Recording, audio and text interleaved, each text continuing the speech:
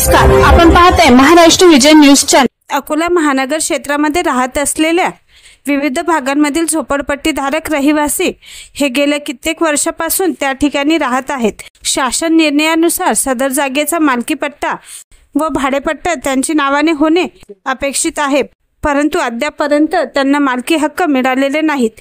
त्याकरिताच अकोला विकास संघर्ष मंच व कामगार एकता युनियन द्वारा निवारा हक्क परिषदेचे आयोजन करण्यात आले होते।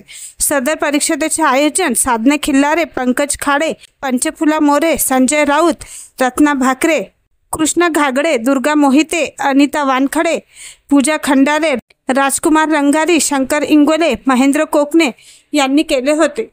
महाराष्ट्र विजय न्यूज चॅनलसाठी अकोला प्रतिनिधी राजेश साहेबराव साठे। जिंदाबाद। नमस्कार। निवारा हक्क परिषद अकोला आज या परिषदेची जे नियोजन केलेले गेले अशा झोपडपट्ट्या, अशा वस्त्या जिथे कामगार वर्ग राहतो, जिथे ह्या सगळ्या लोकांना सेवा देणारं ब्रिज बनवायचं, मॉल बनवायचं, ह्या सगळ्या लोक कुठे राहतात? झोपडपट्ट्यांमध्ये राहतात। आणि या झोपडपट्ट्यांच्या लोकांसाठी काय विचार केला गेला?